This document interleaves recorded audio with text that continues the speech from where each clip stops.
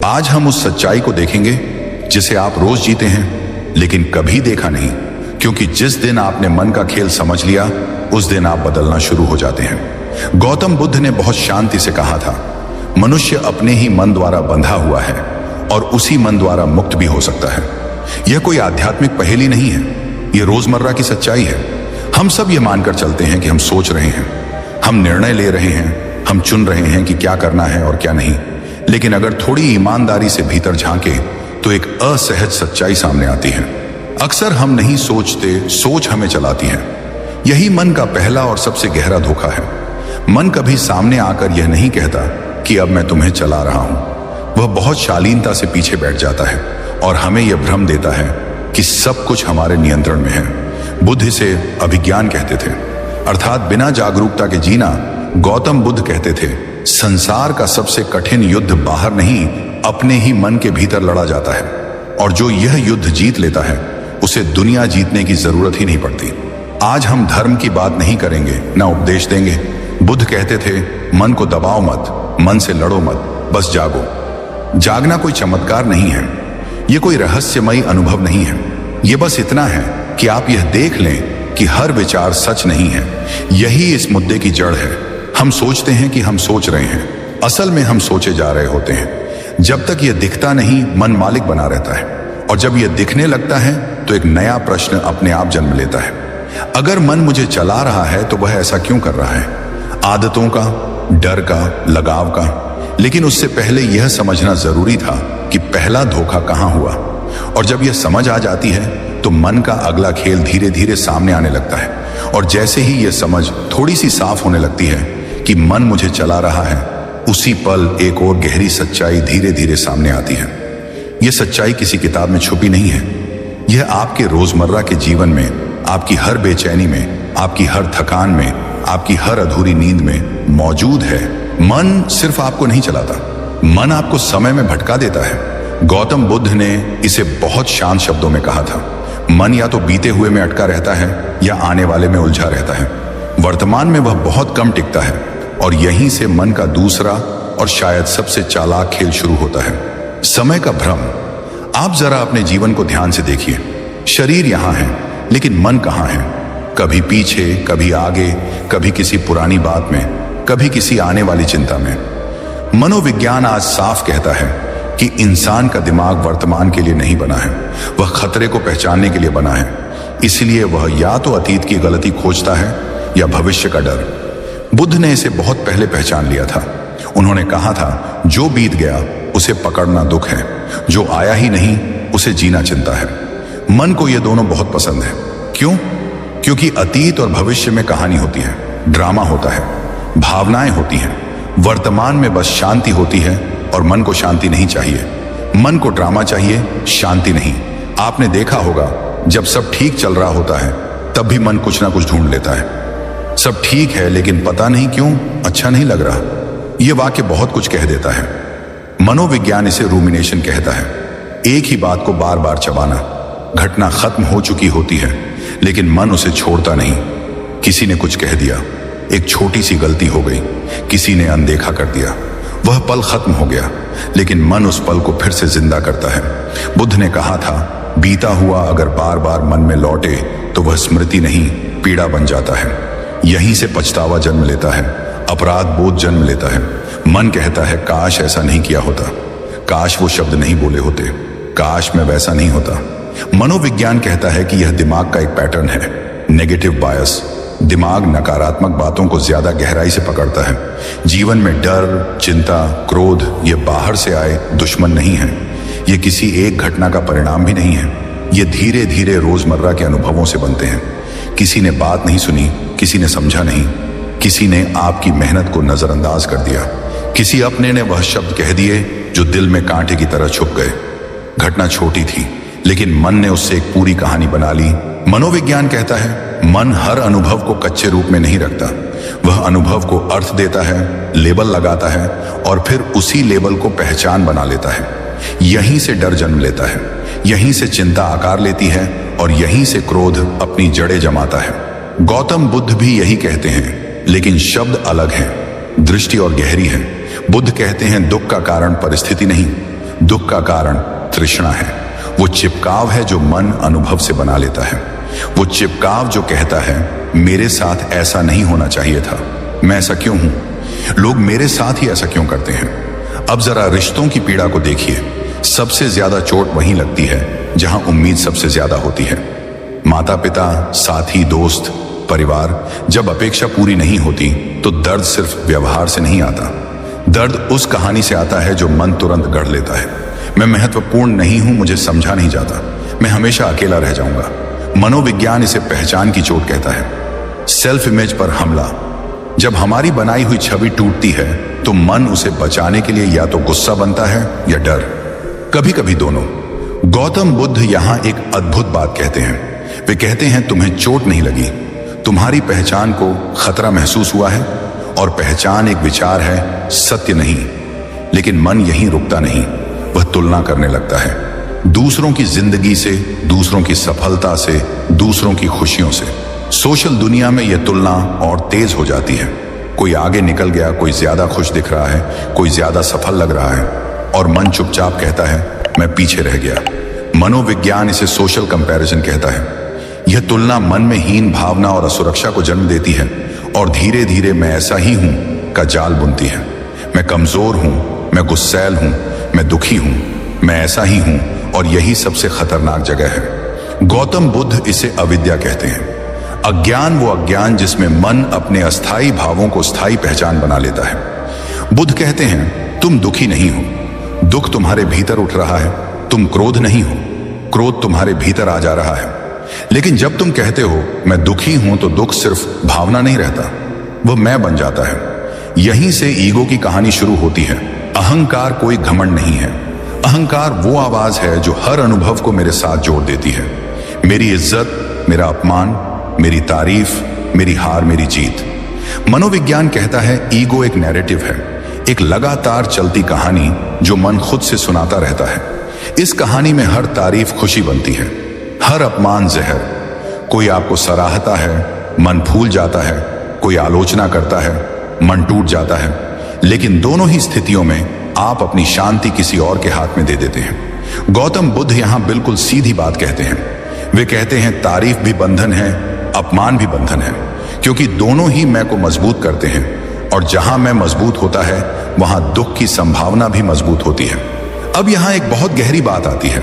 आप मन को दुश्मन नहीं बताते, ना मनोविज्ञान और ना ही बुद्ध। दोनों मन को एक प्रक्रिया मानते हैं। मन का काम है सोचना, तुलना करना, कहानी बनाना। गलती मन की नहीं, गलती पहचान की है। मनोविज्ञान इसे ऑब्जर्वर सेल्फ कहता है, वह हिस्सा जो सोच को देख सकता है, भावना को महसूस कर सकता है, लेकिन उसमें डूबता नहीं। जब व्यक्ति यह सीख लेता है कि मेरे भीतर विचार आ रहे हैं, ना कि मैं यही विचार हूं, तब परिवर्तन शुरू होता है। गौतम बुद्ध इसे साक्षी भाव कहते हैं। देखने की कला लड़ने की नहीं, दबाने की नहीं, भागने की नहीं, सिर्फ देखने की। जब आप बार बार अगर ऐसा हो गया तो, अगर मैं फेल हो गया तो, अगर लोग हंसने लगे तो सोचते रहते हो, तो दिमाग को लगता है खतरा सामने खड़ा है। और खतरे के सामने दिमाग का काम है आपको डराना, ना कि शांत करना। इसीलिए ओवरथिंकिंग असल में ज्यादा सोच नहीं है, यह लगातार खतरे का एहसास है। और यही वजह है कि ओवरथिंकिंग करने वाला इंसान हमेशा थका हुआ रहता है, क्योंकि उसका दिमाग लगातार अलर्ट मोड में है। मनोविज्ञान साफ कहता है जिस दिमाग को आराम नहीं मिलता वह धीरे धीरे खुद के खिलाफ काम करने लगता है। अब एक और गहरी बात समझो। दिमाग के लिए सोच और सच्चाई में फर्क करना मुश्किल होता है। अगर आप बार बार किसी डर की कल्पना करते हो तो दिमाग उसे असल अनुभव की तरह ले लेता है। यही वजह है कि सिर्फ सोचकर भी दिल तेज धड़कने लगता है, पसीना आने लगता है, घबराहट हो जाती है, क्योंकि दिमाग पूछता नहीं यह सच है या कल्पना, वह बस प्रतिक्रिया करता है। और जब आप दिन भर नकारात्मक कल्पनाएं करते रहते हो तो दिमाग थक जाता है, शरीर थक जाता है, लेकिन समस्या जस की तस रहती है। इसी को मनोविज्ञान में कहते हैं रूमिनेशन, यानी एक ही बात को बार बार चबाते रहना बिना किसी नतीजे के। और रूमिनेशन डिप्रेशन और एंजाइटी दोनों की जड़ होती है। अब बुद्ध की बात यहां विज्ञान से मिलती है। बुद्ध कहते थे जो बीत गया उस पर टिकना दुख है, जो आया नहीं उससे डरना दुख है। आज की भाषा में कहें तो दिमाग को अतीत और भविष्य से निकालकर वर्तमान में लाना ही उपचार है। इसीलिए जब आप सांस पर ध्यान देते हो तो आपका दिमाग धीरे धीरे सर्वाइवल मोड से निकलकर क्रिएटिव मोड में आने लगता है। मनोविज्ञान इसे कहता है नर्वस सिस्टम रेगुलेशन, यानी आपके भीतर की घबराई हुई नसें धीरे धीरे शांत होने लगती हैं और जैसे ही यह होता है आपके विचार बदलने लगते हैं। समस्या वही रहती है लेकिन उसका बोझ कम हो जाता है, क्योंकि अब आप समस्या नहीं बन जाते, आप समस्या को देखने वाले बन जाते हो। यही वह जगह है जहां यह वाक्य जीवित हो जाता है, मैं सोच रहा हूं लेकिन मैं सोच नहीं हूं। यह सिर्फ आध्यात्मिक बात नहीं है, यह गहरी मनोवैज्ञानिक सच्चाई है। जब इंसान अपने विचारों से दूरी बना लेता है तो उसका दिमाग पहली बार आजाद महसूस करता है और आजाद दिमाग समाधान ढूंढता है। इसीलिए जो लोग शांत होते हैं वे कम नहीं सोचते, वे सही दिशा में सोचते हैं। तेज दिमाग वो नहीं होता जो हर समय चलता रहे, तेज दिमाग वो होता है जो जरूरत पड़ने पर ही चले। और यही कारण है कि शांत लोग कम बोलते हैं, लेकिन जब बोलते हैं तो उनकी बात असर करती है, क्योंकि उनका दिमाग डर से नहीं स्पष्टता से काम कर रहा होता है। अगर सोच को रोका नहीं जा सकता तो उसे सही दिशा कैसे दी जाए? अगर सोच को रोका नहीं जा सकता तो सोच को दबाने की कोशिश सबसे बड़ी गलती बन जाती है। मनोविज्ञान कहता है जिस विचार को आप जबरदस्ती रोकते हो वह और ताकतवर होकर लौटता है। इसीलिए जो लोग कहते हैं सोचना बंद करो, वे अनजाने में दिमाग के साथ लड़ाई शुरू कर देते हैं, और दिमाग से लड़ाई कोई इंसान कभी जीत नहीं पाया। बुद्ध इसीलिए कहते थे विचारों को रोको मत, उन्हें देखो, क्योंकि जो चीज देखी जाती है वह धीरे धीरे कमजोर पड़ जाती है। अब जरा अपने रोजमर्रा के जीवन को देखो। रात को जब तुम सोने जाते हो तभी दिमाग सबसे ज्यादा क्यों चलता है? क्योंकि दिन भर तुम भागते रहे, काम में उलझे रहे, मोबाइल में खोए रहे, लेकिन दिमाग से कभी मिले ही नहीं। और जैसे ही शांति मिली विचार बोले अब हमारी बारी है। मनोविज्ञान इसे कहता है अनप्रोसेस्ड थॉट्स, यानी वो विचार जिन्हें तुमने महसूस नहीं किया, बस टालते रहे, और जो टलता रहता है वही रात को शोर करता है। यहीं से ओवरथिंकिंग शुरू होती है। और यहां एक और गहरी बात समझो, दिमाग को समस्याओं से उतनी परेशानी नहीं होती जितनी परेशानी होती है अनिश्चितता से। अगर तुम्हें यह पक्का पता हो कि दर्द कब खत्म होगा तो दर्द भी सहा जा सकता है, लेकिन जब दिमाग को पता नहीं होता कि आगे क्या होगा तो वह खुद कहानियां बनाने लगता है, और दिमाग की बनाई कहानियां अक्सर डरावनी होती हैं। इसीलिए जो सोचते रहते हैं वह खोते रहते हैं, क्योंकि वे वर्तमान की ऊर्जा भविष्य की कल्पनाओं में खर्च कर देते हैं, और जो जीते हैं वह पाते हैं। जीने का मतलब मस्ती नहीं, जीने का मतलब है इस पल में मौजूद रहना। मनोविज्ञान कहता है जब इंसान वर्तमान में होता है तो दिमाग अपने आप शांत होने लगता है, क्योंकि वर्तमान में कोई खतरा नहीं होता। खतरा हमेशा या तो बीते कल में होता है या आने वाले कल में। बुद्ध की शिक्षा यहीं पर बहुत वैज्ञानिक बन जाती है। वे कहते थे दुख विचारों में नहीं, उनसे चिपकने में है। सोचो अगर तुम्हारे दिमाग में कोई विचार आए और तुम उसे पकड़ो ही नहीं तो वह अपने आप चला जाएगा। जैसे सड़क पर कोई गाड़ी गुजरती है, तुम उसके पीछे भागते नहीं, तुम बस देखते हो। लेकिन जब दिमाग की गाड़ी गुजरती है तो हम उसमें बैठ जाते हैं, और फिर वही गाड़ी हमें थकान, डर और बेचैनी कहीं दूर छोड़ आती है। यही वजह है कि तेज दिमाग वही होता है जो शांत रहता है, क्योंकि शांत दिमाग हर गाड़ी में नहीं बैठता। वह चुनता है किस पर ध्यान देना है और किसे जाने देना है। अब यहां एक बहुत सूक्ष्म लेकिन शक्तिशाली बात समझो। मनोविज्ञान कहता है जिस चीज पर ध्यान जाता है वही चीज बढ़ती है। अगर तुम डर पर ध्यान दोगे तो डर बढ़ेगा, अगर तुम कमी पर ध्यान दोगे तो कमी महसूस होगी, लेकिन अगर तुम सिर्फ देखने की आदत डाल लो तो दिमाग को ईंधन मिलना बंद हो जाता है, और बिना ईंधन के विचार ज्यादा दूर नहीं जाते। यही बुद्ध का मौन था। वे चुप इसलिए नहीं रहते थे कि उनके पास कहने को कुछ नहीं था, वे चुप इसलिए रहते थे क्योंकि वे जानते थे हर विचार को जवाब देना जरूरी नहीं। और यही बात आज के इंसान को सबसे ज्यादा सीखनी है। हर मैसेज का जवाब नहीं, हर सोच का समाधान नहीं, हर डर की सफाई नहीं। कुछ चीजों को बस गुजरने देना भी एक कला है, और यह कला सीख ली तो दिमाग आपका नौकर बनेगा, मालिक नहीं। अब यहीं से अगला दरवाजा खुलता है। जब विचारों को देखा जाने लगे तो आदतें बदलने लगती हैं, और आदतें बदलते ही पूरा जीवन नई दिशा में मुड़ जाता है। और जब इंसान अपने विचारों को देखना सीख लेता है तो एक अजीब सा बदलाव शुरू होता है। बाहर कुछ नहीं बदलता, लोग वहीं रहते हैं, समस्याएं भी वहीं रहती हैं, लेकिन भीतर भीतर कुछ ढीला पड़ने लगता है। विचार आते हैं लेकिन पहले जैसे चिपकते नहीं। डर अब जरा इसे अपने रोजमर्रा के अनुभव से जोड़ो। मान लो तुम्हारे दिमाग में एक विचार आया, मैं काफी अच्छा नहीं हूं।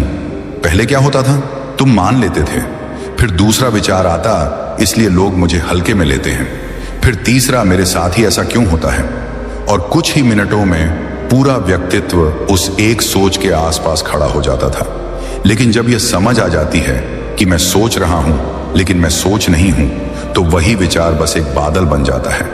आता है, रुकता है और चला जाता है, और तुम आकाश बने रहते हो। बुद्ध ने कभी नहीं कहा कि विचार खत्म हो जाएंगे। उन्होंने कहा पहचान टूट जाएगी, और पहचान टूटते ही दुख की जड़ अपने आप सूखने लगती है। अब यहां एक बहुत जरूरी बात समझो। इंसान का दिमाग असल में दो चीजों से चलता है, आदत और ध्यान। जहां आदत जाती है वहीं जीवन जाता है। लेकिन आदतें अपने आप नहीं बनती, वे रोज रोज एक ही सोच को मान लेने से बनती हैं। अगर रोज तुम अपने डर को सच मानते रहोगे तो डर तुम्हारी आदत बन जाएगा। अगर रोज तुम खुद को कम आंकते रहोगे तो कमजोरी तुम्हारी पहचान बन जाएगी। इसीलिए बुद्ध कहते थे, मन ही सब कुछ है। जैसा तुम सोचते हो वैसे ही बनते हो। लेकिन इसका उल्टा भी उतना ही सच है। अगर तुम सोच को देखना सीख लो तो सोच तुम्हें बनाना बंद कर देती है। अब सोचो, एक इंसान जो हर दिन एक ही बात सोचता है, मुझे जल्दी करनी है, मुझे आगे निकलना है, मुझे साबित करना है। धीरे धीरे उसके भीतर एक बेचैनी बस जाती है। वह बैठा भी होता है तो भीतर दौड़ रहा होता है, वह हंसता भी है तो भीतर तनाव रहता है। और फिर वह कहता है, मेरी जिंदगी में शांति क्यों नहीं है, क्योंकि उसका मन कभी रुकना सीखा ही नहीं। बुद्ध इसे कहते थे, अविराम चित्त, ऐसा मन जो बिना रुके खुद को ही खाता रहता है। और यही मन सबसे ज्यादा खतरनाक होता है। दुश्मन भी उतना नुकसान नहीं कर सकते जितना अपने विचार, क्योंकि दुश्मन सामने से आता है लेकिन विचार भीतर से काटता है। अब यहां एक बहुत आम गलती होती है। लोग सोचते हैं कि शांति का मतलब सब कुछ छोड़ देना है। नहीं, बुद्ध ने कभी पलायन नहीं सिखाया, उन्होंने जागरण सिखाया। उन्होंने कहा, दुनिया में रहो लेकिन दिमाग में नहीं, काम करो लेकिन उलझो मत, सोचो लेकिन खो मत जाओ। यही वजह है कि तेज दिमाग वही होता है जो शांत रहता है। शांत का मतलब सुस्त नहीं, शांत का मतलब साफ। जैसे पानी जब शांत होता है तो नीचे तक दिखता है, और जब वही पानी उफनता है तो सिर्फ शोर करता है। आज ज्यादातर लोग शोर करते हैं, भीतर भी बाहर भी, और शोर में निर्णय गलत होते हैं, रिश्ते टूटते हैं और जिंदगी थकावट बन जाती है। अब बुद्ध की एक और गहरी शिक्षा यहीं पर जुड़ती है। वे कहते थे, जो घट रहा है उससे ज्यादा दुख उस पर सोचने से होता है। सोचो, अगर कोई तुम्हें कुछ कह दे तो असली चोट शब्दों से नहीं लगती, चोट लगती है उस सोच से जो तुम बाद में घंटों पालते हो। उसे ऐसा नहीं कहना चाहिए था, मैंने भी जवाब क्यों नहीं दिया, सबके सामने मेरी बेइज्जती हो गई। घटना तो 5 सेकंड की थी, लेकिन तुमने उसे 5 दिन, 5 महीने, कभी कभी 5 साल जिंदा रखा। और फिर कहते हो, मैं आगे नहीं बढ़ पा रहा, क्योंकि तुम बीते हुए को अब भी सोच रहे हो। जो सोचते रहते हैं वह खोते रहते हैं। वे आज खोते हैं, कल खोते हैं, और अंत में खुद को खो देते हैं। लेकिन जो जीते हैं वह पाते हैं। और जीना कोई बड़ा काम नहीं, जीना बस इतना है जो सामने है उसी में होना। अब यहीं से एक नई समझ जन्म लेती है। अब इस स्पष्टता को रोजमर्रा की जिंदगी में कैसे उतारा जाए, यहीं से खुलेगा, जहां हम देखेंगे कि कैसे छोटे छोटे भीतरी अभ्यास पूरे जीवन की दिशा बदल देते हैं। क्योंकि जब इंसान शांत रहना सीख लेता है, जब वह जल्दबाजी से बाहर आ जाता है, जब वह अपने मन की चालें पहचानने लगता है, तब जीवन उसके सामने एक नया प्रश्न रखता है। यह प्रश्न शब्दों में नहीं आता, यह अनुभव बनकर आता है। अब इंसान समझने लगता है कि हर चीज उसके नियंत्रण में नहीं है, और यहीं पर अधिकतर लोग फिर से टूटते हैं। क्योंकि मन चाहता है सब कुछ अभी ठीक हो जाए, सब कुछ मेरी योजना के अनुसार चले, सब लोग मुझे समझें, सब हालात मेरे पक्ष में हों। लेकिन बुद्ध ने बहुत सरल शब्दों में कहा था, जो बदला नहीं जा सकता उसे स्वीकार करना ही बुद्धिमानी है।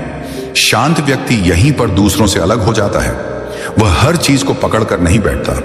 वह जानता है कुछ चीजें समय पर आती हैं और कुछ चीजें समय पर चली जाती हैं।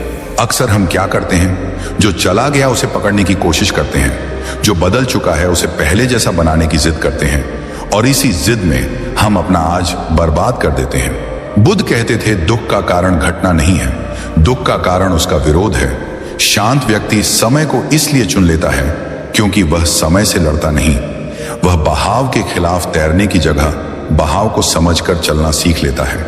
रोजमर्रा की जिंदगी में इसे देखिए, किसी का प्रमोशन हो गया, आपका नहीं हुआ।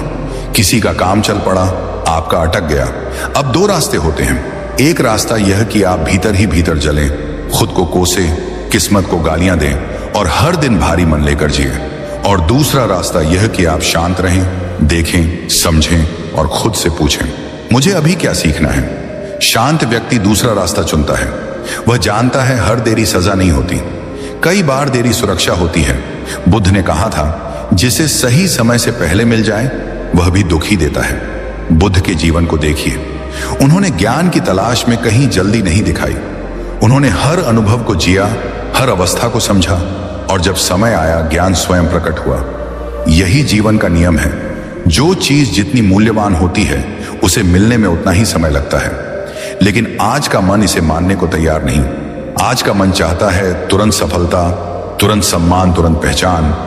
और जब यह तुरंत नहीं मिलता तो मन अशांत हो जाता है। शांत व्यक्ति यहां भी अलग होता है। वह जानता है भीतर की तैयारी के बिना बाहरी सफलता बोझ बन जाती है। अब एक और बदलाव शुरू होता है। शांत व्यक्ति दूसरों की तुलना करना छोड़ देता है। वह यह नहीं देखता कि कौन आगे है, कौन पीछे है। वह केवल यह देखता है, मैं आजकल से बेहतर हूं या नहीं।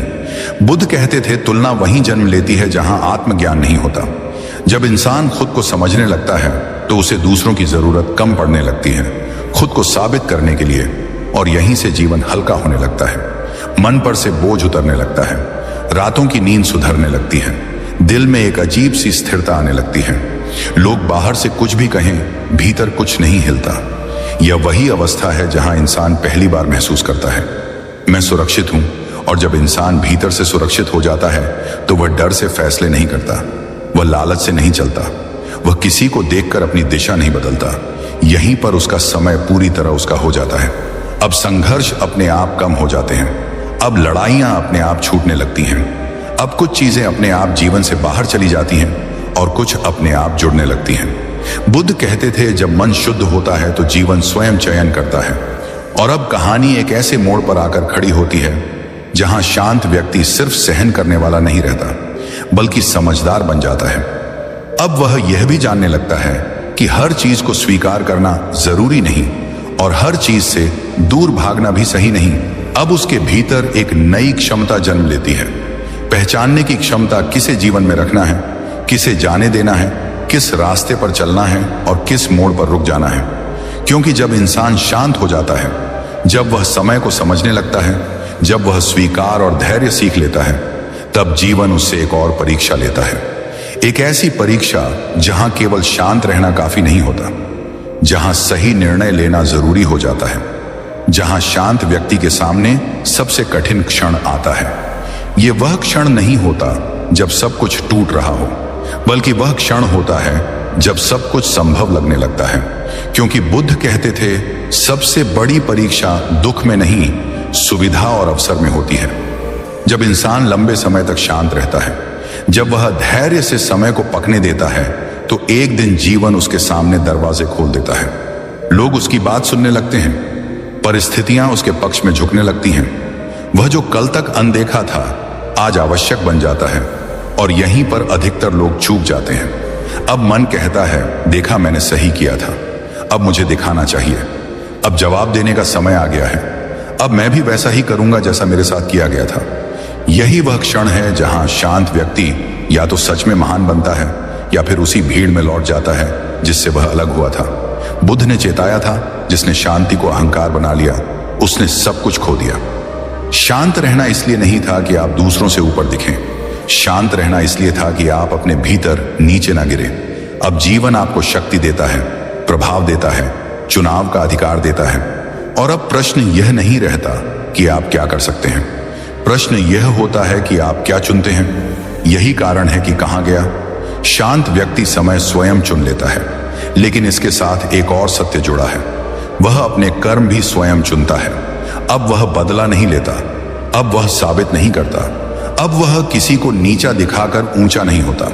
क्योंकि जिसने मौन में समय को बनते देखा है, वह शोर में उसे बिगाड़ता नहीं। रोजमर्रा के जीवन में इसे बहुत साफ देखा जा सकता है। जिस व्यक्ति को कभी नजरअंदाज किया गया जब वही व्यक्ति निर्णायक स्थिति में पहुंचता है तो उसके पास दो रास्ते होते हैं। अब शांत व्यक्ति समझ चुका होता है कि हर अवसर प्रतिक्रिया देने के लिए नहीं होता, कुछ अवसर जिम्मेदारी उठाने के लिए होते हैं। यहीं से उसका जीवन और ऊंचा उठता है। अब लोग केवल उसे समझदार नहीं, विश्वसनीय भी मानने लगते हैं, क्योंकि वह भावनाओं से नहीं, बोध से चलता है। और अब एक और सूक्ष्म परिवर्तन होता है। शांत व्यक्ति को यह समझ आने लगती है कि हर निर्णय तुरंत नहीं लिया जाता, कुछ निर्णयों को भी समय चाहिए। बुद्ध ने कहा था, निर्णय वही सही होता है जिसमें मन शांत हो और दृष्टि स्पष्ट हो। अब वह व्यक्ति न हां कहने में जल्दी करता है, न कहने में डरता है। वह ठहरता है, देखता है और भीतर से उत्तर आने देता है। यही ठहराव उसे भीड़ से अलग करता है। अब जीवन उसके लिए घटना नहीं रहता, संवाद बन जाता है। वह समझने लगता है कि जीवन हर मोड़ पर कुछ सिखाने आया है, हर अवसर पर कुछ मांगने नहीं। और यहीं से कहानी एक और गहरी दिशा की ओर बढ़ती है, क्योंकि जब इंसान शांत रहना सीख लेता है, धैर्य समझ लेता है, स्वीकार कर लेता है, सही समय पर सही निर्णय लेने लगता है, तब जीवन उससे एक अंतिम प्रश्न पूछता है। यह प्रश्न शब्दों में नहीं आता, यह भीतर से उठता है। अब आगे किस दिशा में चलना है? स्वाभाविक रूप से जन्म लेता है, जहां बात केवल शांति या समय की नहीं रहती, बल्कि उस दिशा की होती है जो तय करती है कि शांत व्यक्ति केवल समझदार बनेगा या वास्तव में मुक्त। जहां शांत व्यक्ति के सामने सबसे कठिन क्षण आता है, यह वह क्षण नहीं होता जब सब कुछ टूट रहा हो, बल्कि वह क्षण होता है जब सब कुछ संभव लगने लगता है। क्योंकि बुद्ध कहते थे, सबसे बड़ी परीक्षा दुख में नहीं, सुविधा और अवसर में होती है। जब इंसान लंबे समय तक शांत रहता है, जब वह धैर्य से समय को पकने देता है, तो एक दिन जीवन उसके सामने दरवाजे खोल देता है। लोग उसकी बात सुनने लगते हैं, परिस्थितियां उसके पक्ष में झुकने लगती हैं। वह जो कल तक अनदेखा था आज आवश्यक बन जाता है। और यहीं पर अधिकतर लोग चूक जाते हैं। अब मन कहता है, देखा मैंने सही किया था, अब मुझे दिखाना चाहिए, अब जवाब देने का समय आ गया है, अब मैं भी वैसा ही करूंगा जैसा मेरे साथ किया गया था। यही वह क्षण है जहां शांत व्यक्ति या तो सच में महान बनता है या फिर उसी भीड़ में लौट जाता है जिससे वह अलग हुआ था। बुद्ध ने चेताया था, जिसने शांति को अहंकार बना लिया उसने सब कुछ खो दिया। शांत रहना इसलिए नहीं था कि आप दूसरों से ऊपर दिखें, शांत रहना इसलिए था कि आप अपने भीतर नीचे ना गिरे। अब जीवन आपको शक्ति देता है, प्रभाव देता है, चुनाव का अधिकार देता है। और अब प्रश्न यह नहीं रहता कि आप क्या कर सकते हैं, प्रश्न यह होता है कि आप क्या चुनते हैं। यही कारण है कि कहा गया शांत व्यक्ति समय स्वयं चुन लेता है।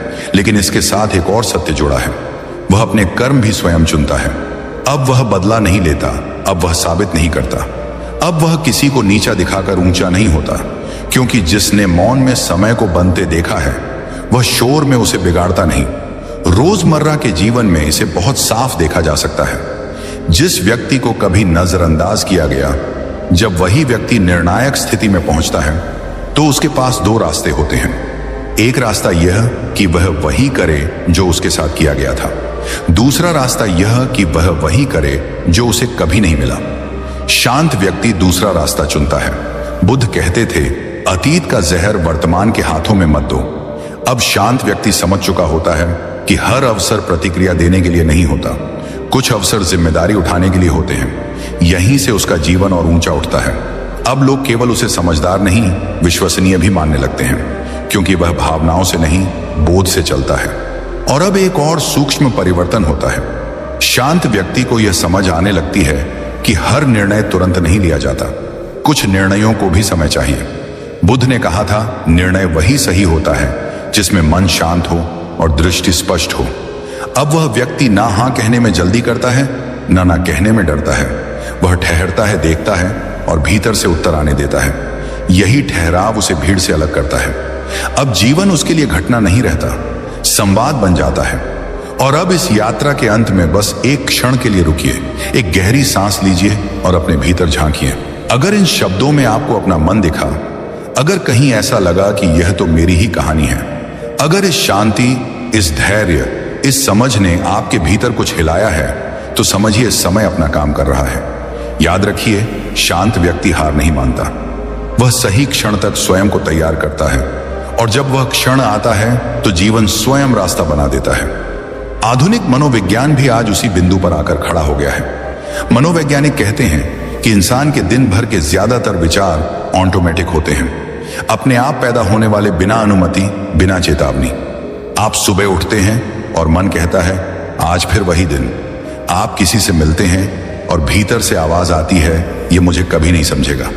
आप आईने में खुद को देखते हैं और मन बोलता है मैं काफी नहीं हूं। इन विचारों को आपने चुना नहीं, फिर भी आप इन्हें सच मान लेते हैं। यहीं से गुलामी शुरू होती है, सबसे खतरनाक गुलामी। वह होती है जिसका एहसास भी ना हो। बुद्ध ने कभी यह नहीं कहा कि विचार आना गलत है। उन्होंने यह कहा कि विचारों से खुद को जोड़ लेना दुख का कारण है। मनोविज्ञान भी यही कहता है। विचार मस्तिष्क की एक गतिविधि है, पहचान नहीं। लेकिन समस्या यह है कि इंसान हर विचार को मैं बना लेता है। मैं ऐसा हूं, मैं कमजोर हूं, मैं गुस्सैल हूं, मैं हमेशा ऐसा ही कर देता हूं। धीरे धीरे विचार आदत बन जाते हैं और आदतें पहचान। बुद्ध ने इसे मन का जाल कहा, मनोविज्ञान इसे हैबिट लूप कहता है।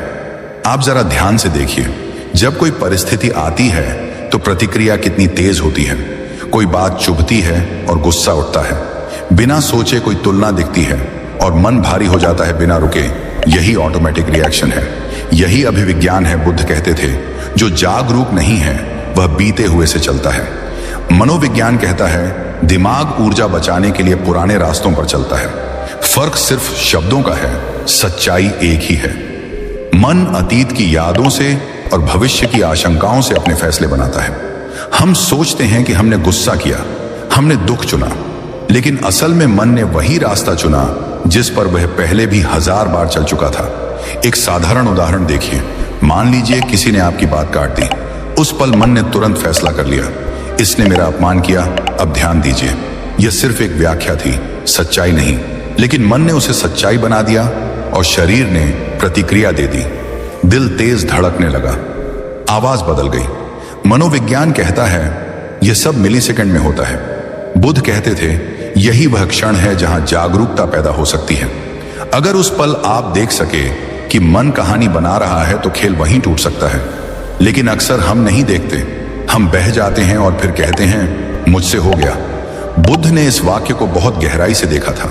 वे कहते थे तुमसे नहीं, तुम्हारे मन से हुआ। यह बात सुनने में छोटी लगती है, लेकिन इसे समझना जीवन को हल्का कर देता है। मन कभी वर्तमान में नहीं रहता, वह या तो बीते हुए को या आने वाले को पकड़ता है। मनोविज्ञान बताता है कि दिमाग एक प्रेडिक्शन मशीन है, वह लगातार अनुमान लगाता है। बुद्ध ने कहा मन कल्पना में जीता है, जीवन इस पल में है। जब मन चलता है और जागरूकता नहीं होती, तब इंसान सोचता है कि वह जी रहा है। असल में वह प्रतिक्रिया कर रहा होता है, और प्रतिक्रिया जीवन नहीं है, जीवन का अभिनय है। यहीं से दुख पैदा होता है। दुख परिस्थिति से नहीं, दुख इस बात से नहीं कि कुछ हुआ, दुख इस बात से पैदा होता है कि मन ने उस घटना को किस रूप में देखा। दो लोग एक ही बात सुनते हैं, एक आगे बढ़ जाता है, दूसरा टूट जाता है। बुद्ध कहते थे घटना सबके लिए समान हो सकती है, लेकिन दुख मन के अनुसार बदलता है। मनोविज्ञान इसे परसेप्शन कहता है, बुद्ध इसे दृष्टि कहते थे। मन जब बिना जागरूकता के चलता है तो वह हमें यह महसूस ही नहीं होने देता कि हम उसके पीछे चल रहे हैं। हम मान लेते हैं कि मैं ऐसा ही हूं। यही वाक्य सबसे मजबूत जंजीर है। मनोविज्ञान कहता है जब इंसान अपनी आदत को पहचान बना लेता है तो बदलाव असंभव लगने लगता है। बुद्ध कहते थे जो बदलता है वह तुम नहीं हो सकता। मन बदलता है, विचार बदलते हैं, भावनाएं बदलती हैं, लेकिन जो इन्हें देख रहा है वह नहीं बदलता। यहीं से साक्षी भाव की शुरुआत होती है। बुद्ध ने कोई उपदेश नहीं दिया, उन्होंने प्रयोग दिया। वे कहते थे देखो, बस देखो, जब गुस्सा आए तो देखो कि गुस्सा आया है, ये मत कहो कि मैं गुस्से में हूं। ये छोटा सा फर्क पूरा खेल बदल देता है। मनोविज्ञान इसे ऑब्जर्वर मोड कहता है। जब इंसान देखना सीखता है तो पहली बार मन की पकड़ ढीली पड़ती है। मन को सबसे ज्यादा डर इसी बात से लगता है, क्योंकि जैसे ही आप देखना शुरू करते हैं मन का नियंत्रण कमजोर हो जाता है। बुद्ध ने कहा था जो इस पल में नहीं है वह कहीं भी नहीं है। यह बात सुनने में गहरी लगती है, लेकिन इसका अर्थ बहुत सरल है। आप जीवन को आज नहीं जी रहे तो जीवन कहीं नहीं है। मन कहता है आज नहीं कल, यही कल कभी नहीं आता। इसी को बुद्ध ने भ्रम कहा था, और मनोविज्ञान इसे डिलेड हैप्पीनेस सिंड्रोम कहता है। जब इंसान सोचता है थोड़ा और मिल जाए फिर खुश हो जाऊंगा। लेकिन जब वह मिलता है तो मन एक नई शर्त रख देता है। यही खेल चलता रहता है। मन समय के सहारे आपको उलझाए रखता है और सबसे खतरनाक बात यह है कि आपको लगता है कि आप बहुत सोच रहे हैं इसलिए समझदार हैं। बुद्ध कहते थे, ज्यादा सोचना ज्ञान नहीं, ज्यादा भटकना है। जब तक मन अतीत और भविष्य में है तब तक जागरूकता नहीं है और बिना जागरूकता के मन मालिक बना रहता है। लेकिन जैसे ही आप यह देखना शुरू करते हैं कि मन इस पल से भाग रहा है, एक नई जगह खुलती है। वह जगह बहुत शांत होती है, बहुत साधारण। वहां कोई कहानी नहीं होती, कोई पहचान नहीं होती और मन वहां टिक नहीं पाता। यहीं से अगला खेल शुरू होता है। जब मन वर्तमान में नहीं टिक पाता तो वह आदतों का सहारा लेता है, प्रतिक्रियाओं का, और वहीं से मन का अगला जाल धीरे धीरे सामने आने लगता है। ठहरिए जरा एक पल के लिए, सांस को महसूस कीजिए। बाहर की आवाजें, मोबाइल की स्क्रीन, दुनिया की दौड़, सब कुछ वहीं रहने दीजिए। क्योंकि अभी जो बात शुरू होने वाली है वह बाहर की दुनिया की नहीं, आपके भीतर चल रही उस कहानी की है जिसे आप रोज जीते हैं लेकिन कभी ठीक से देखते नहीं। जहां पिछली स्क्रिप्ट रुकी थी वहीं से यह यात्रा आगे बढ़ती है। अब तक हमने मन के समय के भ्रम को समझा, अतीत के पछतावे और भविष्य के डर को देखा। अब कहानी एक और गहराई में उतरती है। यहां मन सिर्फ समय से नहीं उलझता, यहां मन में बन जाता है और यहीं से असली पीड़ा जन्म लेती है।